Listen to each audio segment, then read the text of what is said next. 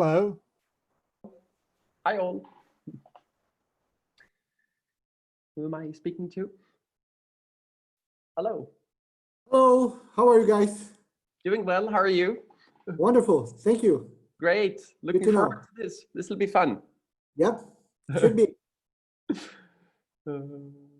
Oh, Serena, you were able to connect. Good. Yeah, so I wanted to use my app, which works much better, I think. The proper Zoom app, but was not working because it needed a password. I'm not sure why. So I contacted Melissa and the organizers, and they told me that if I do it through the web, I don't need a password. So I actually emailed you. Sorry about that. So Oh, no problem. No problem. Hi, Larry. How are you?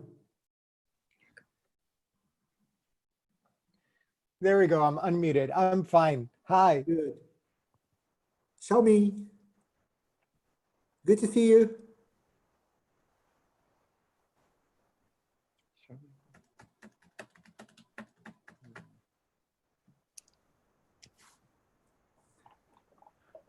Where are you all based right now? I'm sorry?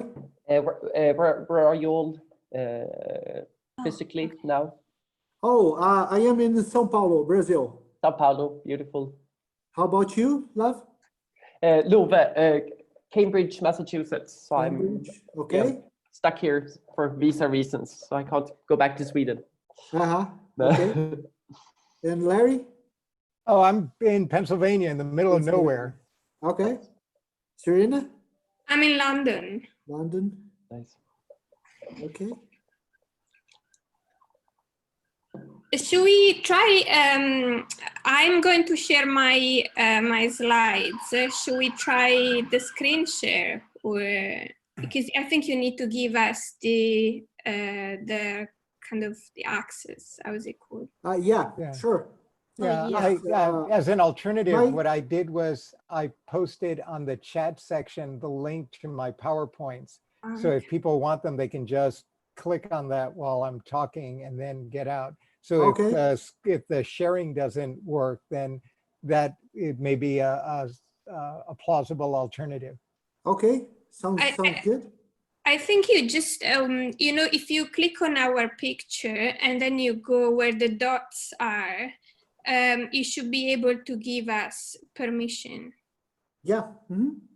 I'll make make all the presenters as co-hosts. Exactly. So yeah. you can share your presentation. Nice. Hi, Shaoming. Hi, Doug. How are you? Fine. How are you? I'm good too. Thank you.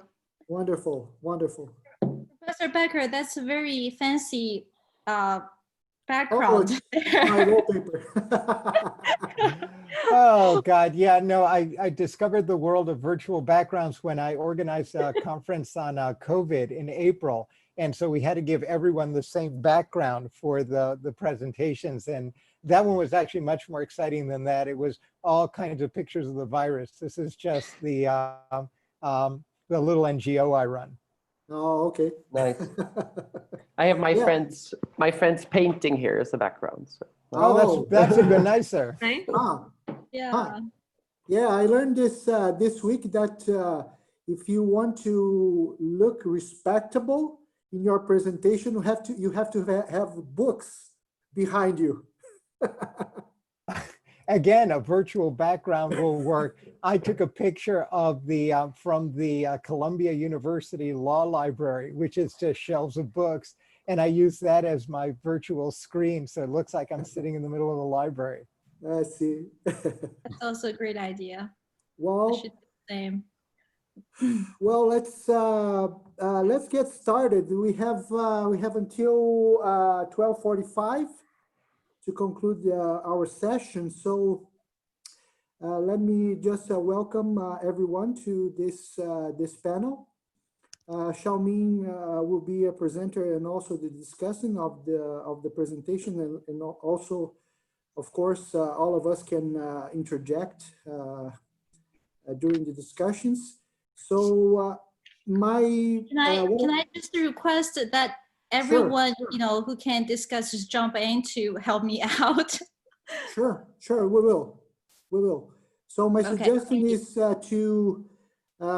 for the presenter, take like 10 to 15 minutes to present your paper. And then we can start the discussions right after the presentation so we don't forget the topics and what have been said. Sounds good? Is that okay for you guys? All good. Okay, let's get started then with Larry. You're the first one. Oh my God, of course. In the list. So I already make you a co-host. So if you want to share your screen. Well, I'm terrible with technology and I know I'll do something horrible. So for those of you out there who are interested in the PowerPoints, I only put up 4. I put in the chat area for our, and I don't see who may be attending the session, but if you're interested, you can just click on the link to the PowerPoint, which is in the chat section, as well as a link to the remarks in case I take too long and I can't finish. They're all there, and then we can expand a little bit during the question and answer period. Because it's online and because this may require a little more formal exposition, I prefer to be much more careful. I will read, which is not usually my practice, so please forgive me. It will be long, dull, and boring. I'll try to make it less so. But anyway, so you've got them both in the chat. For those who are interested, please click on the links. I'm going to be talking about the Belt and Road Initiative and the future of global trade in at least one of its aspects. And just before I start the formal remarks, I want to set it up. We all have kind of heard about, most of us anyway, especially in the trade area, have heard about the Belt and Road Initiative. It is the way in which the West has come to talk about the explosion of Chinese exports and their explosion really onto the scene of international trade and investment. And in that context, of course, China has been pursuing a stronger influence in global markets and in the construction of that framework as well. Now, that explosion, especially in its trade aspects, is just one aspect of an emerging integrated, what the Chinese will call in English, an all-around approach to global relations. Its Belt and Road Initiative is meant to embrace trade development, infrastructure project, as well as cultural and political objectives as well. And it represents a new way of approaching trade. This presentation builds and discusses these themes in a particular context, and that is the context of embedding BRI within global frameworks of business and human rights and business and human rights discourse. And essentially goes to setting up the possibility of finding an answer to 2 fundamental questions. The first is it possible to construct a socialist BRI-based business and human rights framework? And if so, what would it look like and how would it differ from contemporary understandings? That's sort of what we're looking at. And the issue, of course, of the alignment between new era socialist trade and human rights has become a significant focus of the global community. It was the subject of a panel that was held at the UN Forum for Business and Human Rights in late November. And the presentation, what I'm about to do, draws from remarks that I presented there with the Chinese delegation in attendance. And as a result of some discussions that we had had in Geneva in the course of at least beginning to talk about these issues.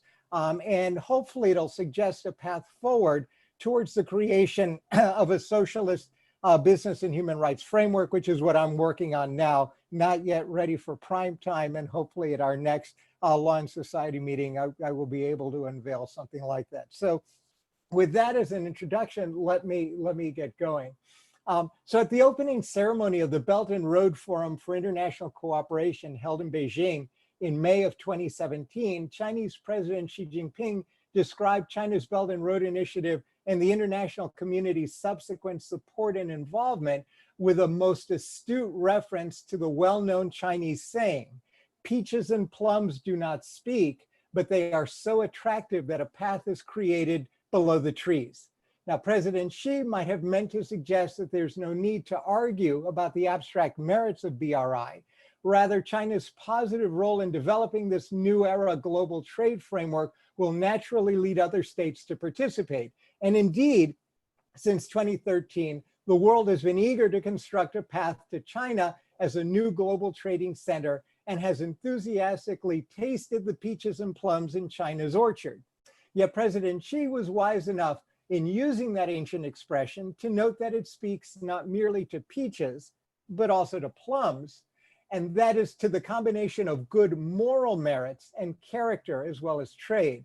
It is the combination of peaches and plums together that produces the orchard rich enough to draw and sustain the world, not just trade, but culture, development, and the like. At the same time, one of the ancient 36 stratagems reminds us in its section on enemy dealing strategies that one should be prepared to sacrifice the plum tree to preserve the peach tree. Here, the garden of peaches and plums take on a different character. Both are necessary, but now distinct and complementary. And where both are attacked, it may be necessary to sacrifice one to preserve the garden. And yet, while the peaches survive, the garden itself becomes far poorer, and the path built to it may ultimately be abandoned. And that insight nicely describes the essence of my task here today, a sort of shortened task probably. For in the global garden of productive interaction, it's possible to suggest that the peach orchard of the Chinese Belt and Road Initiative is made infinitely more productive, and the path beaten to its precincts made substantially more sustainable, where the peach trees of the Chinese Belt and Road Initiatives are planted firmly and resolutely beside the great plum trees of the United Nations guiding principles for business and human rights. Sacrificing plums to preserve peaches may be a useful stratagem in some instances, but it will threaten the success of a garden dependent on both. And to that end, I take inspiration from President Xi's reference made during the course of his speech at the Second Belt and Road Forum in April 2019 to the Chinese saying, and here's the saying, the ceaseless inflow of rivers make the ocean deep. In that context, he noted that were such an inflow to be cut, the ocean, however big, would eventually dry up. We can only agree. The rivers of international trade flowing into China are fed by the great sources of its international normative and human rights structures. Were these to be cut off, there would be little left to feed the ocean, with many inlets and no outlets. And it's to this global garden of peaches and plums that we ought to first consider our peach tree, the Belt and Road Initiative itself. Now, BRI represents the framework through which China and its vanguard, the Chinese Communist Party, rationalizes its trade, security, cultural, and political policies. That rationalization seeks a framework for the seamless and coherent connection between China's internal and China's external relations. It serves both as the outward expression of the core basic line of the Chinese Communist Party as the leadership collective of the nation, as well as the current manifestation of that basic line as the principles of the new era theory developed by the current leadership core of the Chinese state and the Communist Party collective, which among other elements of the United Front represents the collective will of the Chinese nation. That representation extends beyond economics to politics, to culture, and societal cohesion. It represents the outward expression of the 12 core socialist values and its implementation through the 5 principles of peaceful coexistence: mutual respect for sovereignty and territorial integrity, mutual non-aggression, non-interference in each other's internal affairs, equality and mutual benefit, and peaceful coexistence. Now, to understand the BRI, then, it's first necessary to understand the central role of Marxism in the construction of the Chinese political economy, and to understand the basic principles of Chinese Leninism in its articulation and implementation. It is then necessary, as Xi Jinping stated in a speech given at the 5th Collective Study of the 19th Central Political Bureau in 2018, to situate Marxism within Chinese characteristics at the core of China's global collective leadership. This is a moral, political, as well as an economic project. And as President Xi noted, the Communist Manifesto with Chinese characteristics pointed out that communism is not a narrow regional movement, the proletariat, To achieve complete liberation, it's necessary to liberate all mankind and to call on the proletariats of the world to unite. This is 2018.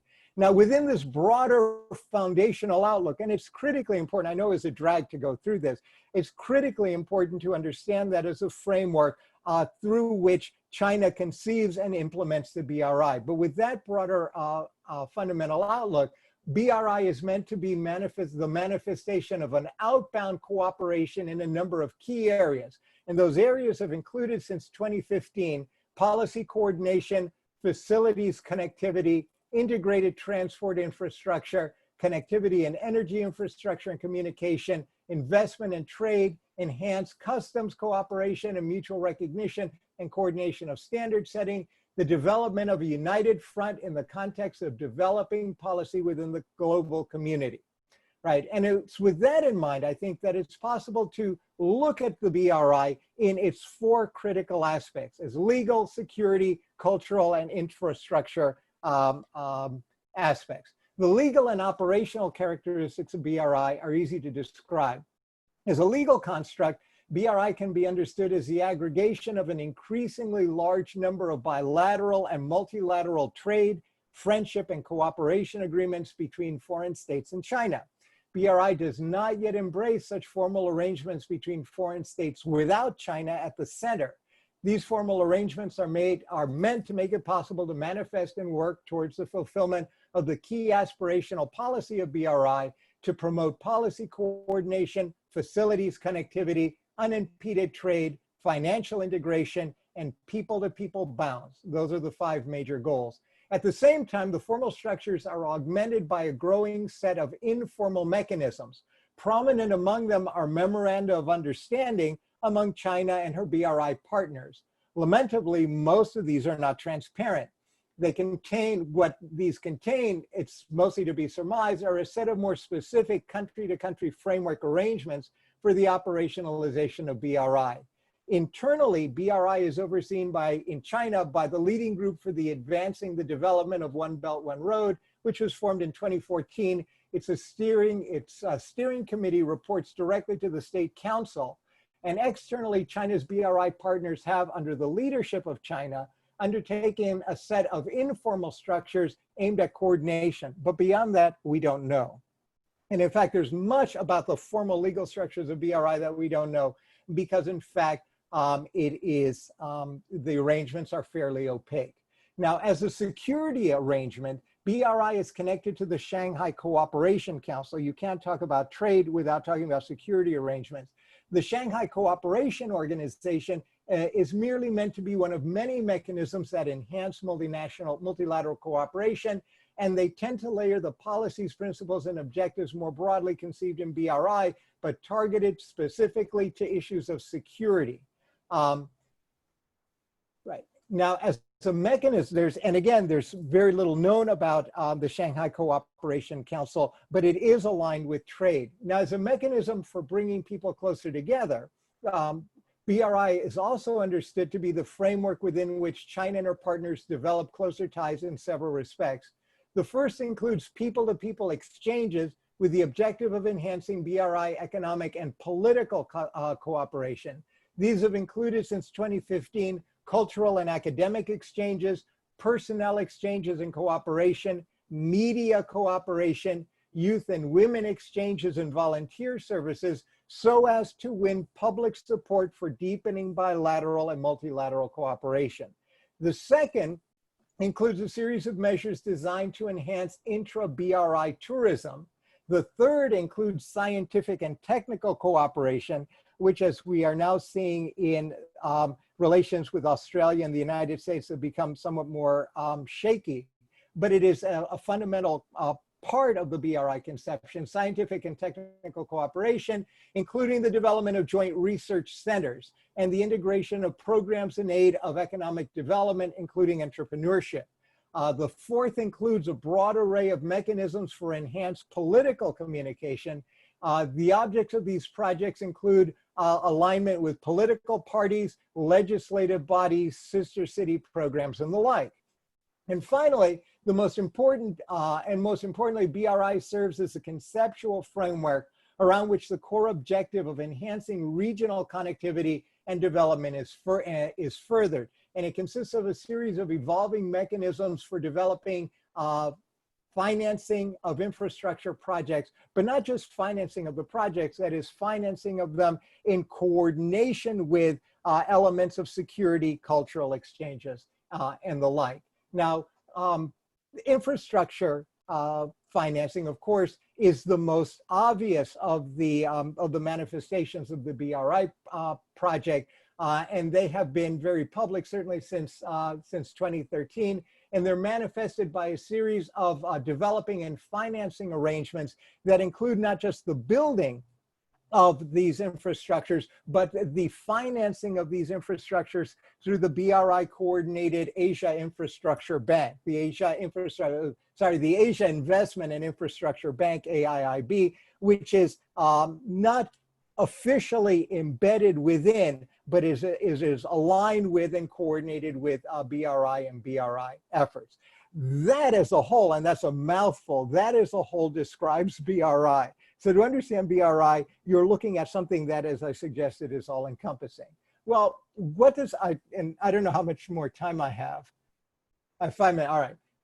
So having that as our basis, and I'll see if I can go through this quickly, we can now add the plum tree. What does human rights have to do with all of this? Well, of course, at least in a global context, each and every one of the four critical areas of BRI development is pregnant with issues around human rights, especially in the context of the not just the manifestation of the theory, but trade, production, financing, and the like. And in that context, of course, the operative language for the development of human rights outside of China has been the UN Guiding Principles, which most of you are hopefully familiar with. It was meant to develop a set of guiding, which is why it's called Guiding Principles. I'm trying to condense what I'm doing because I've only got 5 minutes. It is meant to represent a concrete and globally embraced efforts to bridge the gap, a governance gap between national and international regulatory structures, between public and private law systems, all related to the human rights consequences of economic activities. The human rights guiding principles, the UN guiding principles, were endorsed unanimously in 2011, and that endorsement included China and the United States. And it has to be, it should be acknowledged at this point that the UNGP are not strictly speaking international law, but have their principles, but their principles have been mandated under international mechanisms, and they are not meant to be involuntarily, but voluntarily imposed. Now, the guiding principles have developed two principal framing strategies for key actors in international activities, states and economic organizations. Now, with respect to states, the UN Guiding Principles affirm the essence of state sovereignty within the global order, but states acknowledge their duty to fully comply with their international human rights obligations. With respect to state instrumentalities, that means the transposition of the duty of state into state organs, including state-owned enterprises. With respect to individuals, the UN Guiding Principles have taken a great step towards the development of a global system of liability for harm designed to protect individuals and vulnerable communities from the effects of economic activities. As a consequence, it's useful to understand the UN Guiding Principles first as a truly, and this is the argument I made at greater length, as the first truly global Belt and Road Initiative for human rights. Its Silk Road is paved with the principles developed by the community of nations and its multilateral organizations and reflect their mutually advantageous vision of win-win cooperation. For those of you who are not aware of it, those are the key elements of Chinese foreign policy with respect to the development of a new global order: win-win cooperation and mutually advantageous relations. So with all of that, is it possible to align, and I'll end with this because it gets somewhat more complicated, but I think I've got enough here to feed any discussion that may come up. Is it possible to align these two Silk Roads? Is it necessary to align the two Silk Roads? The answer to the second question is yes. It's necessary, especially as China moves outbound and begins to express Belt and Road Initiative projects in the context of states' legal and social orders, which have themselves forcefully embraced the frameworks and principles of the UN guiding principles. There has to be an alignment or there will be no BRI. And the second is a more technical question, and I'll end with that. Is it possible to actually align BRI principles with UNGP principles? And the answer is yes. I will point out 4 of them to give you a taste and then suggest that on that basis, it is then also possible, but you'll have to wait until next year, to see how in fact you can manifest a socialist UNGP, a socialist business and human rights element within BRI. And the first is, of course, guiding principle 4, which talks about the state-business nexus, and which gives the state the authority to invest the human rights elements of its own internal domestic order into the framework within which it operates these abroad. Guiding principle 4 also serves as a foundation for incorporating appropriately framed human rights obligations of states into financial institutions, and particularly the AIIB. Guiding principle 6 on public commercial transactions serves as a foundation for the transposition of the guiding principles into developing relations of integrity between the states and its own enterprises. And principle 7 deals with the application of these principles in conflict zones. And this would apply significantly to China's BRI efforts in places like Africa, where there are issues. And the last 2 are principle 8, which is ensuring policy coherence, and principle 10, which reminds states, including BRI states, that when acting as members of multilateral institutions that deal with business issues, they should ensure the embedding of the great principles of the UNGP within their framework. When you take all of these together, and I'll end with this because I'm out of time. When you take all of these together, 2 things emerge. One is that, in fact, China has itself begun to build its own internally coherent interpretive framework for what we in the West think of as the foundational principles for human rights and human rights in business. Those can align, especially in the context of economic, social, and cultural rights, with the framework for international rights developed under the UNGP, as well as the utilization of the UNGP's due diligence framework. And I think that in that context, one can understand BRI as another useful mechanism for more deeply embedding our emerging communications in business and human rights within a socialist framework. I'm out of time. Thank you very much. And I apologize for the more formal basis. Oh, no, perfect, perfect. Thank you so much, Larry, for sharing your views with us. I think Larry presented in a nutshell, the BRI for me was very nice. Shaoming? Yes. Okay. You know, I always find Professor Becker's presentation amazing because he is always able to use China's frameworks for thinking to explain China's initiative. So he just gave a very comprehensive examination and analysis of the BRI framework, basically covering all aspects, key aspects in the BRI, including trade, infrastructure, culture bonding, security issues, and investment.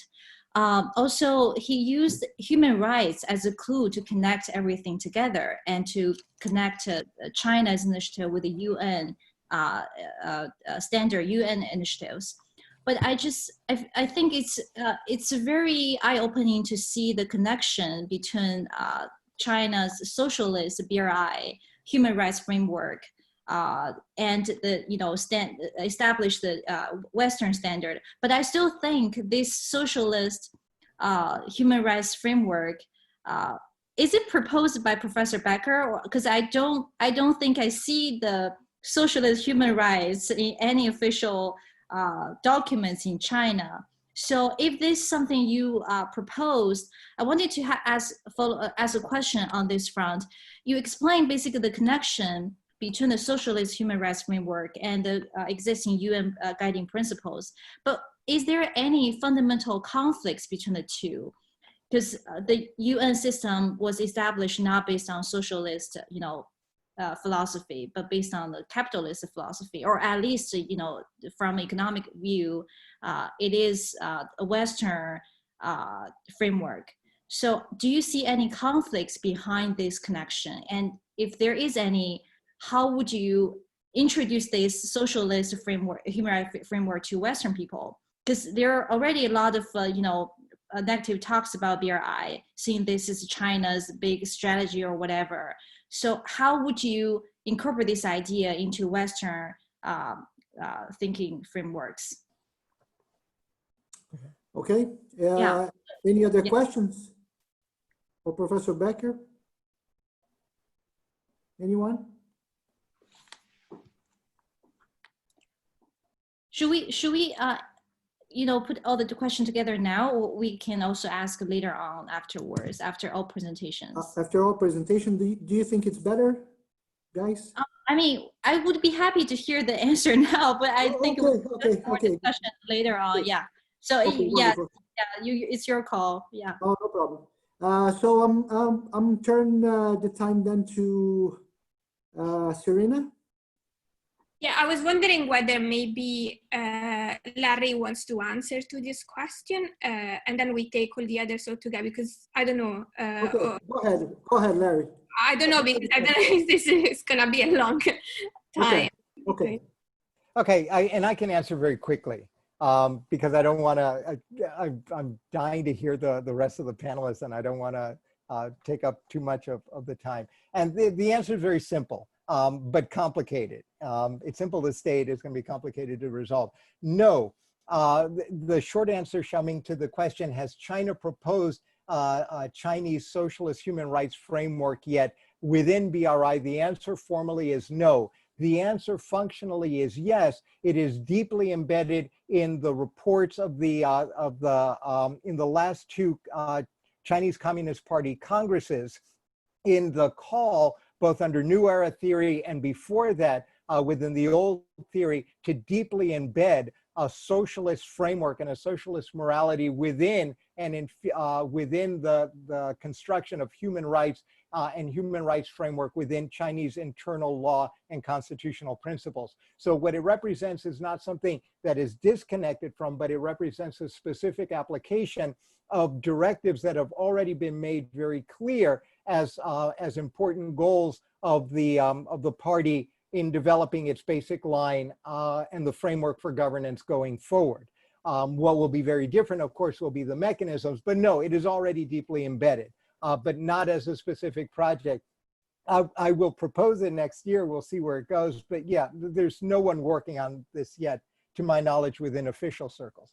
The second question is I think the one that's more interesting for people who are not China scholars, and that is the fundamental conflict between the two. And the answer is yes and no, right? The social media certainly, and certain NGOs and certain people for their own purposes have tended to view this in Gnostic terms. That is, there's one way and the other way, and they're completely different and they're incompatible, but that's actually not true. At its fundamental level, the differences between what will eventually become a socialist basis for human rights and the liberal democratic basis is bound up in the split that appears to become permanent in the 1970s when the effort to legalize the Universal Declaration of Human Rights fractured into two camps.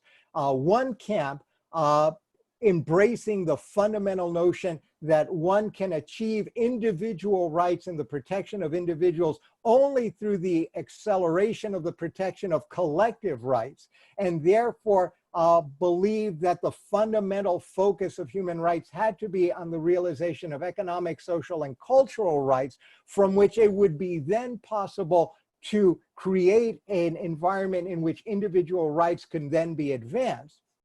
And that was a camp, first the Soviet Union and their people, then the developing state blocs, and now Chinese Marxist-Leninism takes that position. The other side of the fracture, which of course produced the two great covenants in international human rights law, was advanced by what became the OECD states, led by the Americans and their allies. And they took the position that the fundamental principle that has to be at the core of animating all human rights has to be a focus on the individual and individual rights and on individual expression through the development of civil and political rights. That in fact, the only way one can realize the development of economic, social, and political rights is by fully developing political and economic rights first. So in a sense, what you wind up seeing is both camps are looking at exactly the same thing at the end, which is a protection of collective rights and individual rights founded in notions of a bucket that consists of civil, political, economic, social, and cultural rights. The path to them are fundamentally different. Marxist-Leninists and developing states heavily emphasize the path of collective development as the means of achieving individual and protecting individual rights. Western liberal democracies take the opposite step. So when you're looking at socialist human rights and socialist human rights construction, you're going to start from the framework that you've already begun seeing, for example, in the African Union, and you've begun seeing, of course, in Marxist-Leninist states, and you hear a little bit about it in Latin America, but not so much. You start from the development and protection of collective rights, and then their expressions in individual. And it's in the ability to find a space where the two will meet that I think you'll be able to find an alignment. Okay, thanks, Larry. Thanks. I'll turn the time then to Serena. Yes, so I'm gonna share my screen. You can see the slides. Yes, we can. Okay. Let me. When you reach the 10-minute landmark, I'll let you know. Okay. Yeah, I have 15, right, in total, just for me to know. Yeah. Okay. All right. Okay. Perfect. So I'm actually going to build on the previous discussion about socialism and capitalism in relation to human rights, but my framework and focus is slightly different because I'm going to, I'm going to focus more on the new international economic order project, which of course was a campaign that was promoted soon after independence of colonies, particularly by leaders in African countries. So I really want to build upon what was mentioned before by Larry very clearly in terms of this kind of disconnect between the idea of collective rights and individual rights, which is the more Western liberal human rights project. So my starting point to talk about this is the kind of dichotomy soon after independence of colonies in African countries of the two key projects. One was just a proposed project by, as I mentioned before, particularly at the forefront of this campaign where post-colonial African leaders, which was proposed in the 70s. It was the new international economic order. And the other one is the kind of project of development, the actual implementation of the development project that followed the liberal capitalist Western ideas. It was the structural adjustment programs. I think this dichotomy is extremely important because the focus of my presentation, as for the title, is going to be on the aspect of redistribution. So I'm going to try to reflect on redistribution between the idea of resistance and the idea of rule of world making. And I'm going to place this thinking within the current rise of the digital economic order. So thinking more within the links with digital platforms. So this dichotomy between the new international economic order that was proposed in order to reformulate the economic order soon after independence was very much based on what Larry was talking about in terms of collective rights. So it was based on the idea of redistribution around a collective duty of all the eliminate unfair trade rules, as well as commodity prices, and also to think more carefully about permanent sovereignty over resources, which would have framed the idea of self-determination more in socioeconomic terms than just in civil political terms, as actually was done in terms of illegal terms, in actual legal terms, for the concept of sovereignty after independence, and also to think about building a world food security. Now, the new international economic order project was never adopted because for different reasons, was not considered convenient for Western countries, it was considered as a threat to the liberal Western ideas because it was more in a kind of sync with the socialist values. And instead of the new international economic order project, the development project itself has been framed around the structural adjustments that, as many of you know, of course, are the kind of neoliberal policies adopted by the Washington-based institutions of the World Bank and the International Monetary Fund. Now, the structural adjustments were based, of course, on ideas of globalizing, liberalizing economies, lowering barriers to foreign capital, controlling inflation, also reducing government spending, and privatizing public services and also state-owned industries. The argument that I'm going to make today is grounded in this idea because my key point is that the concept of redistribution, redistribution of wealth, redistribution of power, and redistribution of responsibility that was so much promoted by the new international economic order campaign, they have stayed within the kind of grassroots activism and grassroots resistance. However, the international order, the international economic order, has much more been framed around the rules, of course, of the structural adjustment programs. So the only way to actually think about reorganizing and rearranging the economic order is to make this idea of resistance that now is so grounded in grassroots activism as the kind of rule to reshape the economic order. And in order to think about this, I'm going to start from what I think always a very useful starting point, which is the thinking of feminist political economy in terms of how the economic order is organized. According to feminist political economy scholars, the economic order is organized not just in production and finance, but it's also a key aspect of social reproduction. Now, while production, of course, includes all the goods and services that are produced for the market, social reproduction includes all the non-market sphere of social provisioning, and includes all the work of affection, care, socialization, and also the kind of work of grassroots activism and grassroots redistribution. So the arrangement between these spheres of finance production and social reproduction is generally that social reproduction work, so unpaid work, supports the spheres of finance and production. And this has been kind of reproduced through international development programs and international development policies as kind of arranged and coordinated through trade, aid, markets, law and policy, and more recently through digital platforms. So a key argument is that the arrangement of these spheres also create different forms of inequality across gender, race, class, and also global south and global north in terms of developed and developing countries. This kind of inequality of arrangements are based on some biases. The biases are, of course, grounded partly in the colonial history of the fact that, of course, the resources and the contribution to social reproduction has been much larger from the global south to the global north. This goes back to, of course, the slavery history, to the exploitation at different levels, from resources to work.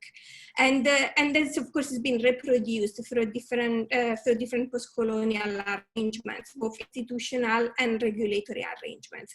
This is also this unequal kind of distribution between finance production and social reproduction that creates these unequal relations of power and resources is also being reproduced and reinstated through different biases, including the commodification bias that considers the role of the public provisioning not as key as the private sector. The private sector is considered more efficient comparing to the public one. The deflationary bias, which is, as I mentioned before, one of the policies of the structural adjustments, for instance, that considers to prioritize low inflation and fiscal restraint over public spending, with of course consequences in terms of increasing the social reproduction work in order to support production and finance, and the risk bias in terms of unequal distribution of risk between global south and global north, which creates asymmetrical power relations. Now, these arrangements can be changed, and this redistribution of power, wealth, and responsibilities very much depends on policies. And what I want to reflect more is how digital technologies have been introduced in this framework. So digital technologies, as I mentioned before, in thinking about the three spheres, coordinate part of the relations between finance, production, and social reproduction, particularly more recently, for instance, in terms of finance. Soon after the financial crisis, digital finance has become increasingly important in development policies. But the way in which digital technology has been introduced in the global north and in the global south has been slightly different, because in the global north, digital technology has created some kind of areas of marginalization and precarity, particularly if you think about the gig economy, for instance. But as the economy of countries of the global north are much more formalized compared to countries of the global south, and my research focus is much more on countries like Kenya and Ghana. The economy is as a high percentage of informal relations. And for this reason, the kind of framework of using digital technology in order to contribute to development has been framed very much around ideas of affordability, efficiency, opportunity, inclusion, security. So kind of improving the informal economy, shifting to the formal, as well as contributing to providing new opportunities in an economy that has limited infrastructure resources. This is in terms of development projects. In terms of humanitarian projects, digital technologies have been used as a kind of transfer to facilitate the transfer of money. So through projects from crowdfunding to digital aid to the use of data for humanitarian reasons, such as to address issues related to crisis. So I'm going to focus on the digital technology specifically to reflect to what extent digital technology can actually contribute to a redistribution of wealth, responsibilities, and power, as I mentioned before. So, 10 minutes. Sorry? 10 minutes. Okay, yes, perfect. So, I'm going quickly through this so I can spend a bit more time, the last 5 minutes, more on reflecting on the implications of this.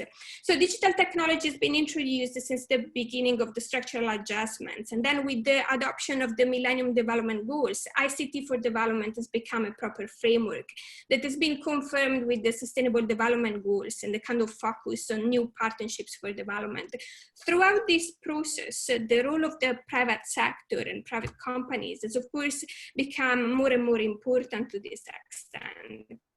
Now, the reasons why digital platforms have become so key in development projects are related to ideas of pervasive infrastructure, such as many of the projects can be easily grounded in the informal economy in order to formalize it, as has been the case for a lot of my research on digital finance. For instance, the fact that digital platforms allow different institutional arrangements, institutional partnerships from the private sector to the public sector to new startup and intergovernmental organizations, as well as the use of data that they can produce, but also another key aspect of the law, which is the gray areas of the law that facilitate the development and the expansion of many of these digital platforms.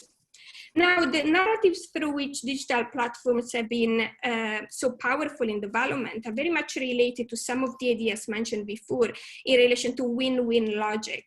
But these have been much more grounded within the capitalist framework. So ideas of bottom of the pyramid capitalism, as well as Bill Gates' ideas of creative capitalism, to the more recent ideas of philanthrocapitalism, which is a method of philanthropy that emulates for-profit business in the capitalist world.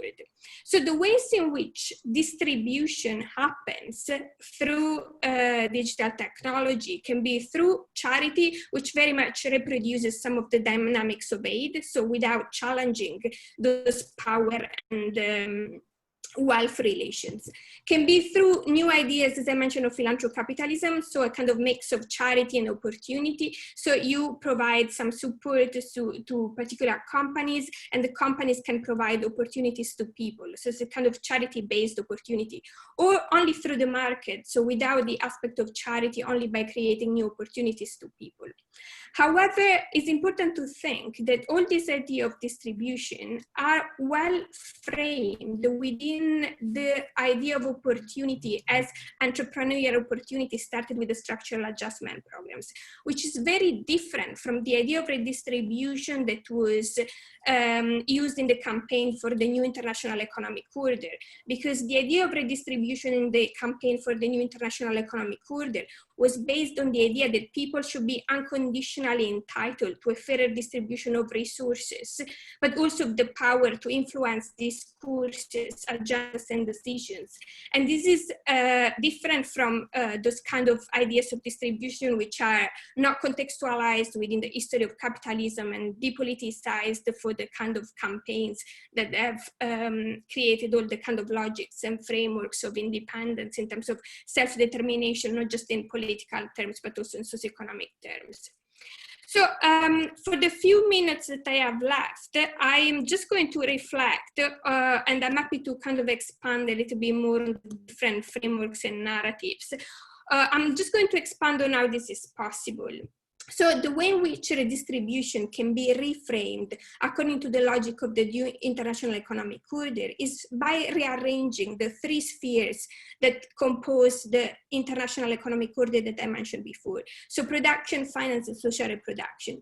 So while at the moment, at the global level, we have the sphere of social reproduction supporting finance and production. So we have some countries that invest much more unpaid work in supporting the spheres of finance and production. Finance and production should support social reproduction through different aspects. One is an historical recognition of the material and immaterial debt that the global north has towards the global south. Another one is the ensuring a basic income and access to basic resources for everyone, not just to workers, so people who have, as for instance in the microcredit logic, people who are able to start a small business or become entrepreneurs, but based just on the idea of being human. And there is a lot of debate at the moment, which I'm not going into, but I'm happy to answer questions on the universal basic income frameworks. Another point is supporting social reproduction with social infrastructure. And social infrastructure, including healthcare, housing, education, and this through policies such as taxation, wage, and subsidies that allow to create this kind of redistribution to support social reproduction work. So all the kind of point I want to make in my conclusion is that in order to allow the introduction of digital platforms within the development project has very much followed the path that was started by the structural adjustment programs, has not contributed to a redistribution of wealth, a redistribution of power, a redistribution of responsibility, but it's just and only created new opportunities. And these opportunities have only shifted responsibilities from the public to the individuals. So the only way that a new digital economic order can repoliticize this system is through implementing a policy redistribution. Now, technology is an instrument and can be used according to many different interests. And a technology that follows a path of distribution should be based on on contributing to support, to allow both the spheres of finance and production to support the work of social reproduction and contribute to a fundamental transformation towards universal provisioning. And I'm happy to provide more examples because I think I'm running out of time. Thank you. Okay, thank you. Thank you, Serena, for your presentation. Shaoming? Okay, now I'm back on. Oh, thank you very much. Yeah, I think it's such excellent explanation about the imbalance and the biases in the global political economy in the post-colonial era, from both the conventional channels and the digital channels. And what I like about this presentation is not only talk about what is negative already, but also put forward what is possible for the future with the benefits. Especially the philosophy she adopted is a path from grassroots to global society to the rule of worldmaking. Actually, it goes back to what Professor Becker just said, starting from individual rights. And I think, I agree that everyone is entitled for a fair distribution of global resources. So individual rights is the only way to the start point to talk about global governance. I think I will save my questions for later on discussion to save time, if that's okay. Okay, no, that's fine. Okay, right. I'll turn the time to Love then. Thank you. Make you co-host. I don't have a PowerPoint, so I'm just going Okay. to speak for 15 minutes. Okay. I'll let you know when you reach 10 minutes, okay? I'm timing here, but Okay, please let me know. So, okay, thank you all. I think there are many interesting points of commonalities between the presentations. I'm very much looking forward to an overarching discussion towards the end. I have tried to summarize the paper in a as non-technical way as possible, but if anyone is interested in discussing the technicalities of the investment law or something, I'm very much up for doing that as well. So my paper is about the developmental effects of the international investment regime. And the regime was sold largely as a project of good governance or rule of law, in part during structural adjustment during the late 1980s, and it boomed during the 1990s. At that time, it was supported by the ideology of the Washington Consensus, whereby it was believed that the Global South could, by liberalizing inward foreign investment and leaving it unregulated, gain economically from it. However, even as these ideas have now lost their impact in most parts of academia and to some extent in the central international institutions, international investment lawyers keep repeating that the regime contributes to economic development, often through a mix of good governance, the rule of law, and human rights. The current most prevalent critique of this regime argues that the investment arbitrators that are in many ways upholding this system should be more sensitive to the host state's right to regulate, particularly with respect to the environment, public health, or in order to mainstream for human rights. So much of this critique, but not all of it, is grounded in liberal thinking from the global north. However, often these types of critiques end out in some sort of balancing exercise, whereby it's believed that the regime essentially is in the interest of countries from the global south, but it has to be better balanced or better conforming to human rights. But the present paper or the present presentation evaluates the core developmental justification for the regime. So it's in a way a more far-reaching critique. And it does so by comparing one of the standards of treatment, probably the most influential one of the international investment regime, and it compares it to two successful development strategies, namely those of South Korea and Taiwan. So a comparison with the practice of those development strategies seems to indicate that a large part of the regime is in basic contradiction with approaches to successful economic development. So that would basically indicate that there is not more balancing or human rights that is needed, but rather that the regime in itself is the problem rather than a part of the solution if it can only be balanced. So that's the gist of the argument. As a background, I think it's interesting to look at a phenomenon which is often called the Great Divergence. So this is what economic historians call the period from, say, the early 20th century up until the beginning of the early 20th century. So this is famously, of course, the time when the Industrial Revolution took place in Northern Europe, spread throughout Europe to a number of former mostly white settler colonies, and thus industrialized large parts of what is now considered the global north. However, importantly, at the same time, and perhaps less well known, there occurred a global loss of industrial capacity throughout the global south. So a famous study by the Swiss economist Paul Bayreuth indicates that during the whole 19th century, much of the present day's global south lost industrial capabilities for about half a century. So it was not just that no industrial revolution took place, but there was an actual loss of industrial capacity throughout the global south.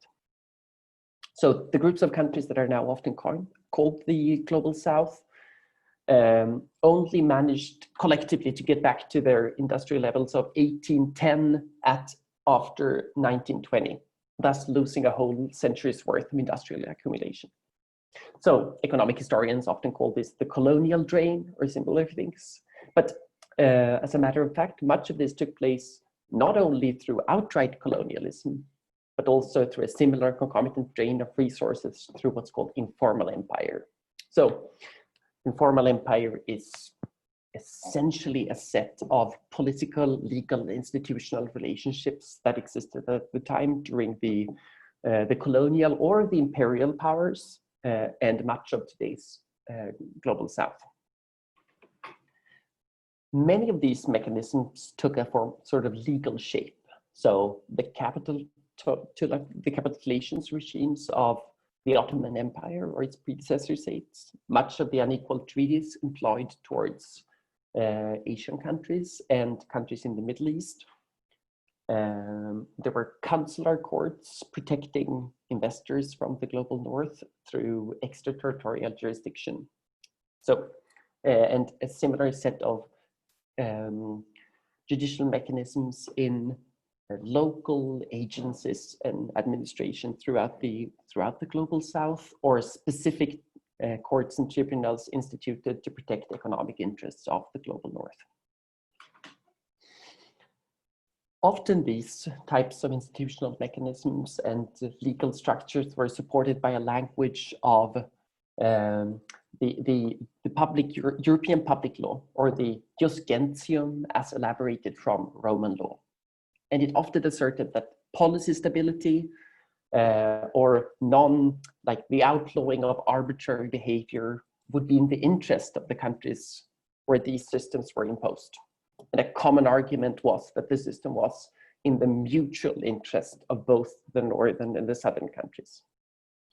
So, and this rhetoric remained as the sort of mantle of global leadership passed on from largely the British Empire to the United States. A similar type of language of creating an economic system which was for the mutual benefits of all remained in place. And one important vector for this thing to take place was international economic law. So, in fact, often these types of informal mechanisms were preferred by countries with power to outright colonization. So, essentially, to the extent that economic interests could be protected by this type of rule of law systems instituted, they were not interested in colonizing. Good examples are Siam, so present-day Taiwan, and large parts of the Middle East that could remain economically controlled largely by first Northern Europe and largely Northern Europe through legal mechanisms. Often the rules that enforced these types of commercial protections were enforced through a mix of political co-option and gunboat diplomacy as well. So forcing arbitration where this type of jus gentium could be applied was a common method for enforcing the system. So after this great divergence, only a handful of countries have managed to catch up economically with the global north. After North America and the white settler colonies of Oceania and Japan, there is only a handful of countries. If one removes China as an outlier country and a few city-states such as Hong Kong and Singapore, there remains almost only South Korea and Taiwan. So how did South Korea and Taiwan do to develop economically? One interesting thing is that in spite of South Korea, let's say just Korea, sorry to all North Korea fans out there, but let's say Korea and Taiwan had pretty different types of political systems. Korea was basically a military dictatorship and Taiwan was a liberal democracy. In spite of this, much of their economic strategies were very similar, in particular with respect to foreign investors.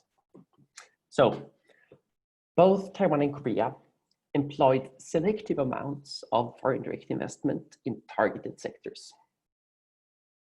They both considered FDI as an economic possibility and as a threat. They thought there were gains, economic gains from allowing it into the country, but they also thought that it had to be regulated and controlled in order to reap those benefits. They both imposed a host of conditions, so-called performance requirements, that forced foreign investors to perform specific roles in an overarching economic strategy. So this, for example, included forcing investors to buy local components, transfer technology, and forcing them to meet certain export requirements. Such export requirements filled a double role, both of making sure that foreign investors didn't crowd out national ones, that is capturing the local market, and also to make sure that the investors that came imported the technology that was competitive on the global market, so as to trigger export. Both Korea and Taiwan supported specific sectors through a mix of persuasion and pressure. So they both used incentives in the form of direct subsidies, selective trade protection, a number of types of administrative constraints through agencies, creating selected market access for FDI. They supported sectors with cheap credit to targeted sectors, and the government supported local champions where there was a need for infrastructure or inputs. So Samsung is a good example of a company created through these types of support. However, this type of support was paired with government intervention. So in particular, this meant that sectors that had already been supported were closed off for new investors. Also, in those sectors, conditions were successively made harsher to create competition within the country. And if successful in the third step, the government made the support conditional on exporting a certain amount, thus essentially triggering a move towards global competition. And the companies that survived this type of competition were then globally competitive companies. So these types of studies have led to a sort of a mainstream model in development economics where most development economists believe in this sort of mix of support and force. One standard in international investment law that seems to make these strategies increasingly more difficult is the fair and equitable treatment standard. I will not go into all the details of the long and, frankly speaking, quite boring cases that I have outlined in the paper. But I think there are three core tensions between this standard as just one example of a part of investment law that would constrain successful economic development. On the one hand, this type of standard imposes stability and foreseeability in the economy. So that contrasts with the successful approaches that, instead of stability and foreseeability, adopted experimentation and change as their guiding principles. So a number of the cases against Argentina during their financial crisis in the paper outline these sorts of rules that would then shift considerable costs onto the country that would try to adopt this type of strategy. So, for example, the El Paso case and the MTD case versus Argentina and Chile are good examples. The second type of core tension between international investment law and the successful development strategies is that the successful strategies accounted for politics. They created an economic system that somehow managed to make use of the pre-existing politics of the country. That can be contrasted with international investment cases that often portray acts rooted in the politics of the country or due to popular protest as particularly suspect and political, and therefore leading to compensation for the foreign investor. A good case here is the TechMed case against Mexico. So, and the third, quickly, type of tension that exists between the fair and equitable standard and successful development strategies is that the fair and equitable treatment standard often imposes a rule of non-intervention. And by way of contrast, these successful strategies intervened consequently over time in numerous sectors, sector after sector. And in particular, the cases towards the end of my paper that look into ways that foreign investors have received compensation where their profits have been insufficient from the point of view of the arbitral tribunal, in instances where their business plan have been made more difficult, would seem to be at the core intention with the successful development strategies. So that's some of the outlines. I'm really interested in hearing your ideas about what to do with these tensions and how to write an article that sort of intervenes in this sphere and might make these investment lawyers rethink what they're doing. Thank you.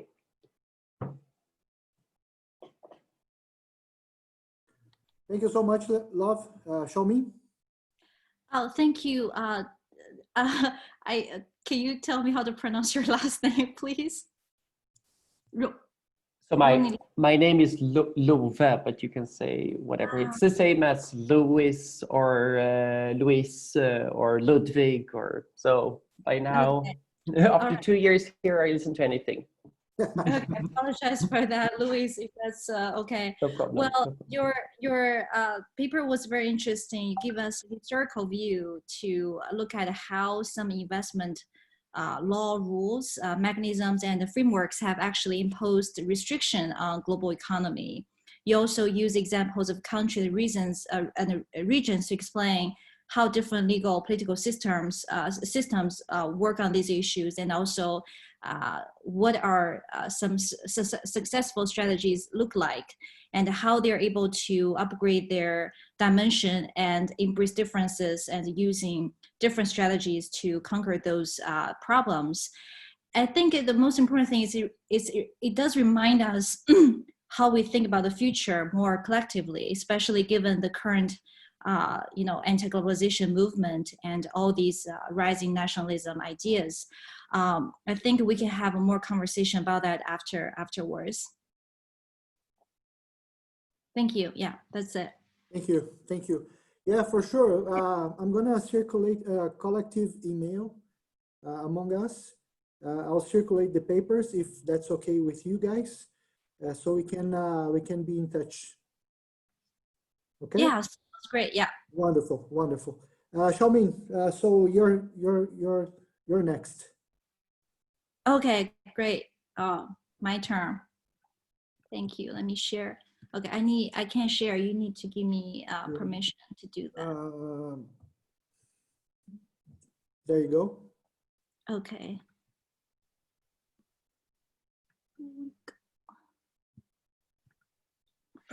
Okay, can you see it?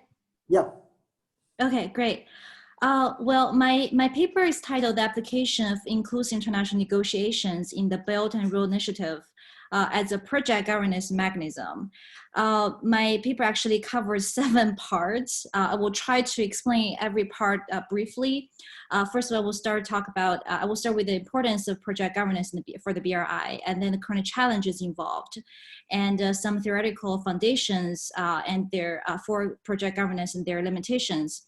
Also, I will draw upon the experiences and the policies from the international organizations on the subject. Then we'll propose a multi-sector contract governance model under the inclusive international negotiation mechanism. If there is enough time, I will explain how we apply this mechanism in a simulation case. So there are basically 2 approaches to study the Belt and Road Initiative and its governance mechanism. Professor Larry Becker just talked about I think it's more like the first approach I'm gonna indicate, which is at a macro level, which is led by the formal and informal dialogues between high level government officials. And the basic form for this approach is basically bilateral and multilateral economic trade cooperation agreements. But there's another approach which is based on specific projects. According to research by China Development Bank and United Nations Development Program, the BRI projects cover a wide range. All the projects that are carried out under the BRI cooperation concept or framework with the participation of a Chinese institute, or projects that can promote connectivity and the national industrialization, including infrastructure projects, can be regarded as a BRI-related project. So project governance is very important because it related to the overall effect of the development of BRI, and it's also related to whether the benefits of BRI will go to the vast majority of people, which is something we were just talking about earlier. However, in practice, the BRI projects face a complex governance challenges, such as the financial structure, environmental compliance, labor protection, geopolitical issues, long-term sustainable development, compliance with international obligation, and other risks. So more specifically, I identified 4 major challenges. These are the risk of projecting in a foreign environment, integration of capital and other resources, arrangement of rights, responsibilities, and benefits with the participation of multiple subjects, and also the synergy of with the international standards, international initiatives. There are some existing theoretical study for project governance, including relational contract governance, formal contract governance, and collaborative governance. But none of them can really effectively solve the problems. Well, in today's multinational infrastructure projects, the concerns about these projects and the stakeholders are getting more and more complicated. The construction-related issues have become the lowest level of the elements in the governance. And the more important elements such as environmental issues, human rights protection, transparency, and other issues are increasingly rising to the top level design of the project governance. Relational contract governance emphasize the project governance need to fully respect participants and the stakeholders and maintain good relation among them and reach agreement on the shared vision, strategic goals. But due to the diversity of culture, religion, and other factors in the BR market, it is really difficult to just keep the relationship based on shared vision or strategy. So formal contract will be much more helpful. But the types of contracts that formal contract governance theory currently focuses on are very limited. They basically only focus on the relation between investors and the contractors or buyers and suppliers. But the stakeholder in the BRI project and their relationships are far beyond those relationships. So from this point of view, collaborative governance would be a positive tool because it emphasizes the advantages of multiple and multi-level governance. But still, the disadvantage is that it does not clarify the specific operation model and lacks of enforcement mechanism and the rules. On global stage, there have been some discussions in the practice that try to suggest a more effective governance model. For example, in November 2019, UN Environment and the UN Office for Project Services organized a workshop on inclusive infrastructure. The workshop analyzed the key challenges for those projects in planning, delivering, and management stages. They discovered that stakeholder engagement, and communication, the lack of flexible coordination are the two common issues for all stages. Of course, there are other challenges as well. And there are also some mechanisms are adopted by World Bank Group in their funded projects, such as the inspection panel. The inspection panel works as an independent mechanism for people and communities who are harmed by World Bank funded project to file complaints and seek help. Well, in the past 20 years since establishment, it has received 147 cases across 54 countries, but not many of them are resolved. And it has restrictive time eligibility requirements for submitting the complaints.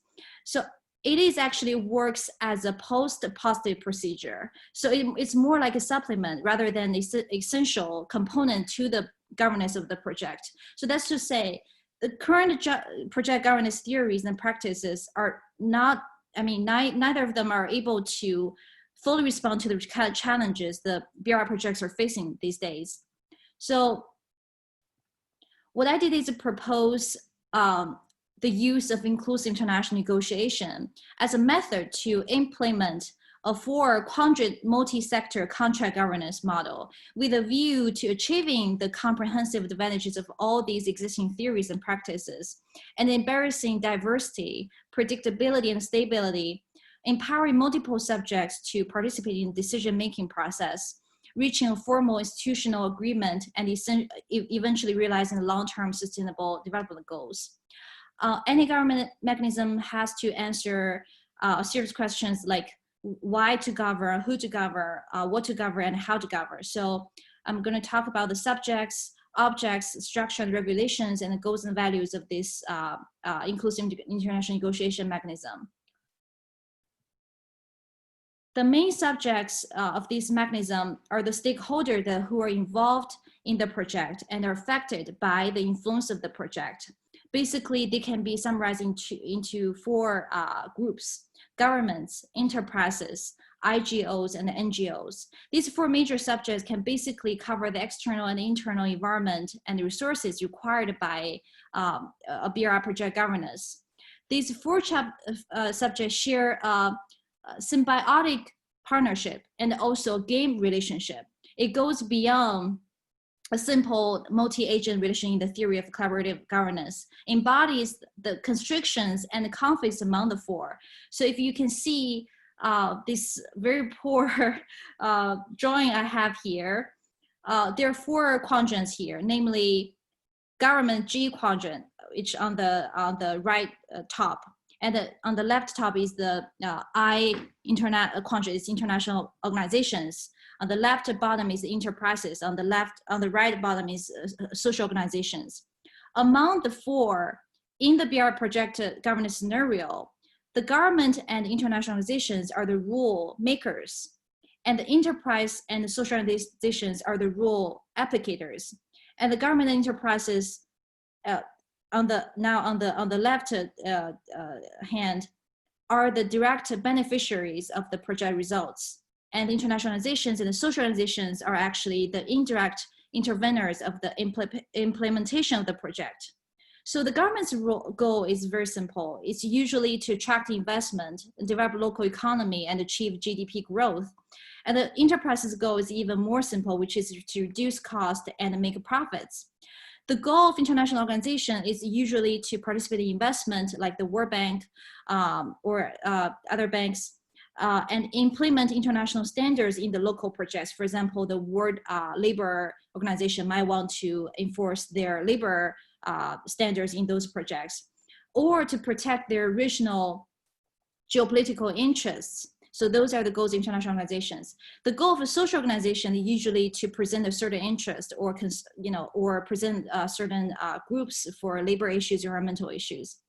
If you look at this picture, starting from the government, along the directions of GI and GE, which extend to the two lines of international organizations and the enterprises, it means that the power to effect the project gets weaker. The stability of factors is lower and the unpredictability is higher. And the quadrant of social organization on the very right bottom has the least power and the highest uncertainty to the project. because if there is a labor issue, they might just stop the project from not happening at all. Starting from the internationalization and extending to the direction of IG and IN, extend to the two lines of government and social organizations, the interest in the overall gains for everyone tends to be lower, reaching when they reach to enterprise quadrant, where there is the lowest interest in overall gains for everyone for the whole situation, but the highest interest in its own, because companies will only care about how to make a profit from the project. So this diagram actually highlights the motivation, power, and resources of each role under this mechanism. Excuse me. So the object of this of the BR governance under this mechanism refer to the specific issues involved in the implementation of the project. Basically, all the challenges we talked about earlier. And these issues are very difficult to be solved by only one party, and they are usually interlocked with one another. So we have to try to contain all of these issues in one mechanism and try to see if we can involve all parties together to get a better chance to solve them all. The governance structure of this mechanism refers to the rational arrangement of how these four parties cooperate and manage their approach to these issues. It is embodied in the form of negotiation. That's why I call it inclusive international negotiation. It's based on their common interests and conflicts. Well, during the negotiation, each party forms either alliance or maintains independence on specific issues, strives for their rights and interests according to its power structure, and fulfills its corresponding obligations, and then they have to be responsible for the final agreement reached by the whole parties. Well, through the negotiation, the parties might be able to reach a balance of power, responsibility, and profit, but they might also have to have compromise or concessions, but they can also get a compensation and the corresponding benefits from the long-term cooperation. So because of that, I think it can try the best to stay a stable structure that can reduce the project risks and improve governance benefits. An effective governance framework requires effective legal and institutional foundation, which all market participants should rely on when they enter into any contractual relations. Under this mechanism, the foundation really refers to the internal system that enables structure to function with the application of law, and each subject can actually start dialogues or consultation around the governance objects. It ensures equality and the consistency of legal boundaries among the parties. It also employs a set of negotiation agendas and norms that conform to international customs. In addition, it considers the applicable laws within the region of specific project. You have to respect the local law and also the scope of the issue involved, and use the final negotiated resolution as a formal contract to reach the goal of governance of the project. Speaking of the goal, well, the goal of inclusive international negotiation are to create a platform and a set of procedures for different actors to be able to negotiate at the same table and seek to limit and minimize existing tensions or potential disputes. It aims to transform global governance that goes beyond the stakeholder among sovereign power and intergovernmental power, empower non-state actors, for example, enterprises and social organizations, to create interactive dialogues among them. Well, the mechanism was applied to a simulation case in a competition in 2019 we run, participated by a student from China, Australia. On the one hand, we're hoping to test the feasibility and effectiveness of this mechanism through a scenario reproduction. On the other hand, we are hoping to further discover the defects of the mechanism and improve it. So this case study examines the construction of Mombasa Nairobi Railway in Eastern Africa, but more specific in Kenya. The stakeholders, there are like 14 or 15 holders involved in this project, but we summarize all these stakeholders into 4 groups, which are represented by the Kenyan Ministry of Transport and Infrastructure, China Road and Bridge Corporation, and East African Environment and Labor Alliance, and East African Community. These are all the for very different sectors. The case study analyzed the overall difficulty in the project, including Kenya's economic burden with the project, labor issues, environmental sustainability concerns, and China and Kenya's relations with the rest of the area. 5 minutes, Shaoming, please. Okay, yeah, I'm almost done. In the negotiation, every party has a chance to address their concerns and their needs. If they're a social organization, they can address their concerns about labor issues or environmental issues based on their interests, which leads to strengthening their capacity and flexibility to engage with other parties to gain access to information by promoting open conversations. And all parties able to anticipate potential problems based on the standards of the other parties and the information sharing. So they can take all these into account, expect a change in the cost, which means more predictability and fewer risks for the project. So yeah, just pass this part. So that comes to my conclusion. In general, the mechanism has embarrassed the principles of clarity, rule of law, accountability, full engagement, transparency, responsiveness, and predictability. It makes sure all the parties clearly see the objectives of the projects, which leads to a mutual vision towards the different dimension of the project. And from the perspective of law, the mechanism might be, I think it might be able to bring progress to the development of international law as an important tool for global governance. First of all, the mechanism emphasizes the extensive equalization of multi-party contract in international legal relations. For example, we put IGO, NGO, government, and companies in one contract. And second, it's a powerful way to localize international standards. For example, when international organizations come in, they might want to adopt those international standards they have discussed for years in those local projects. And third, it can also promote internationalization of certain local values traditions. That's all we were talking about, how we can come back to the grassroots level and empower people's own tradition in the global society. And, respect their, the traditions, culture from the local level. And the last one is, I'm wondering if the binding resolution of the four parties can become a new source of international law, if that's possible. So that is my paper. I'm glad I was able to present it in such short a period of time. I'll be happy to answer any question you might have. So thank you. Thank you, Shaoming. I have to tell you, I'm refraining myself here very hard to make questions and also comments, but I'll leave at least one provocation to you guys before I turn to the debate. I think all the papers well, I've been looking into BRI, and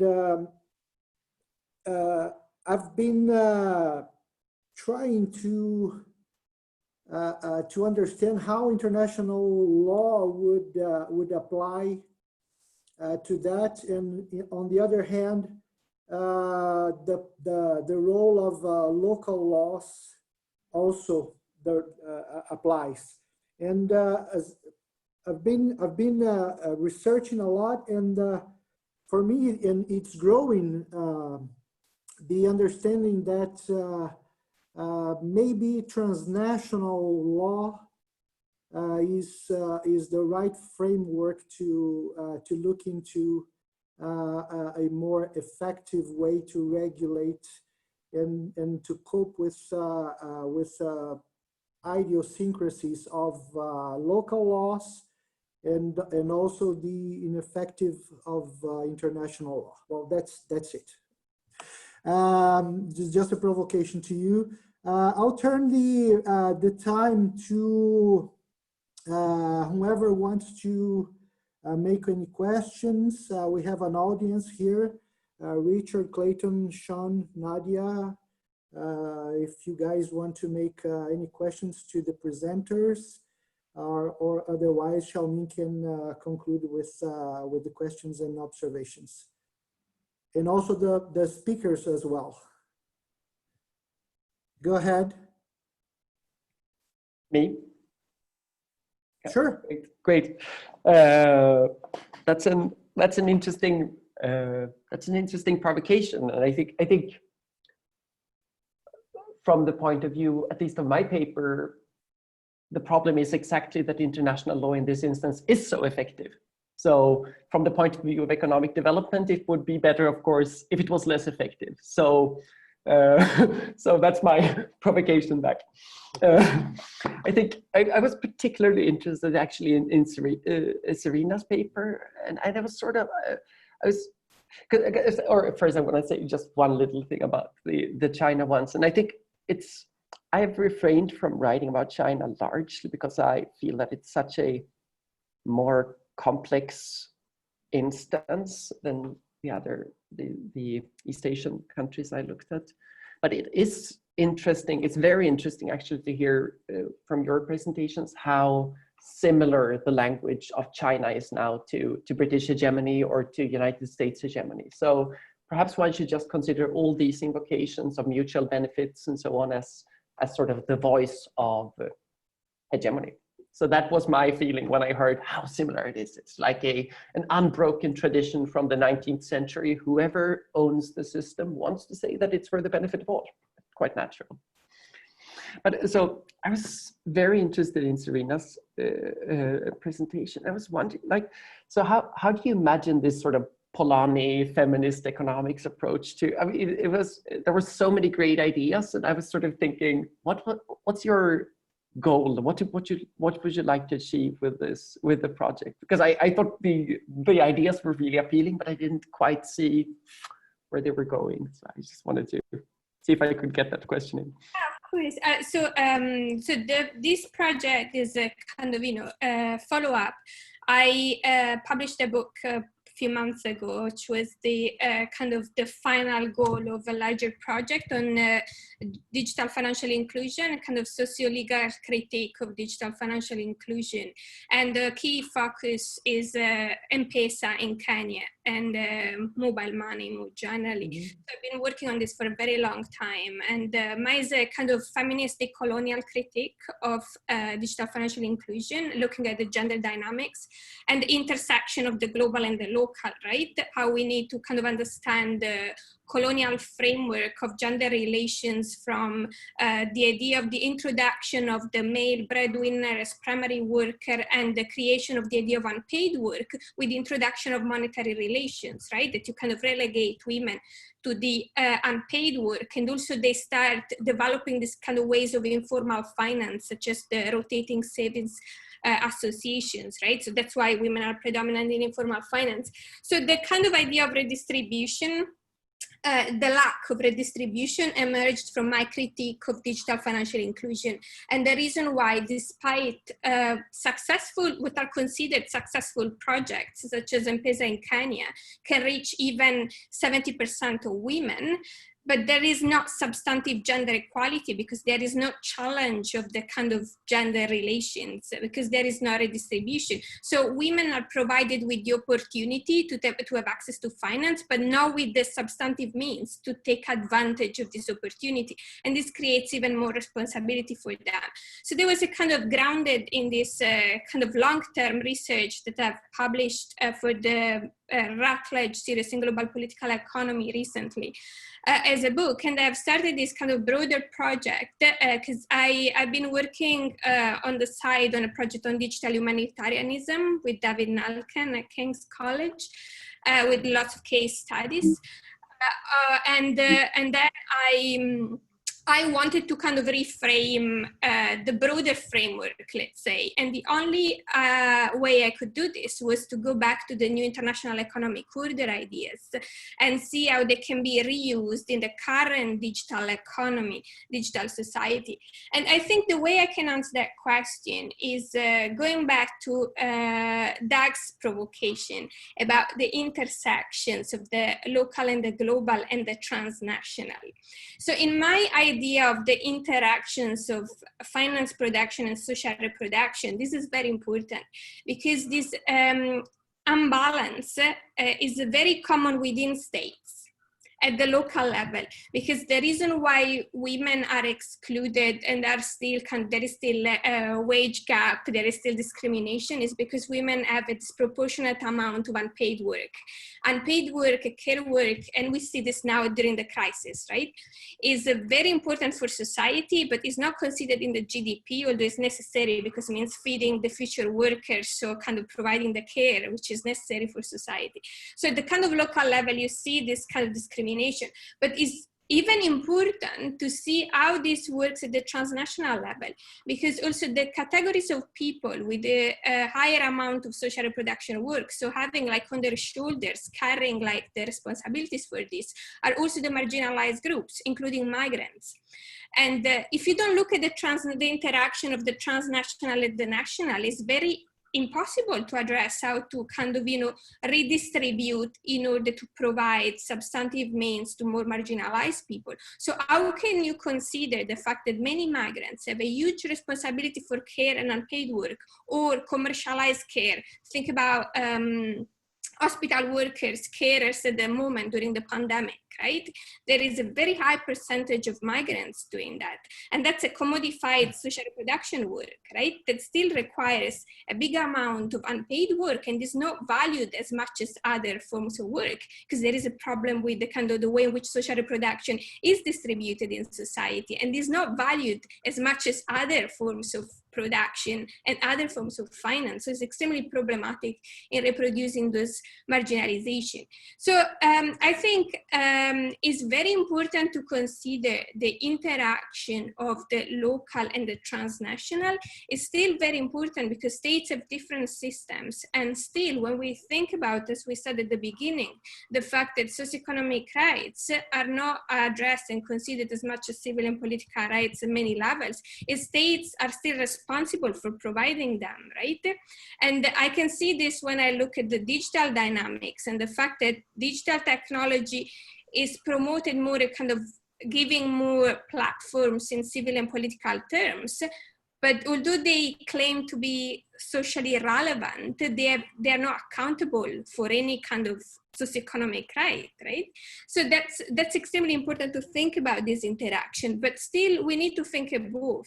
So what the project wants to do is to provide some concrete policies that are grounded in grassroots activism, that consider that place social reproduction work at the center instead of the margins of policy making.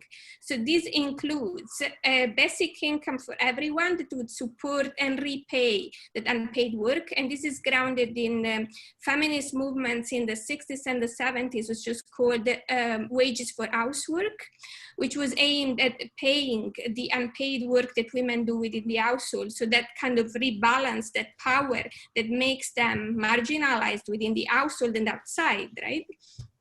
And also to do this at the transnational level by consider that the kind of inequality between countries is also can also be traced back to the fact that the formerly colonialized countries provide a lot of social reproduction work from slavery since now that has not been calculated within the value that has contributed to a lot of the wealth in the global north.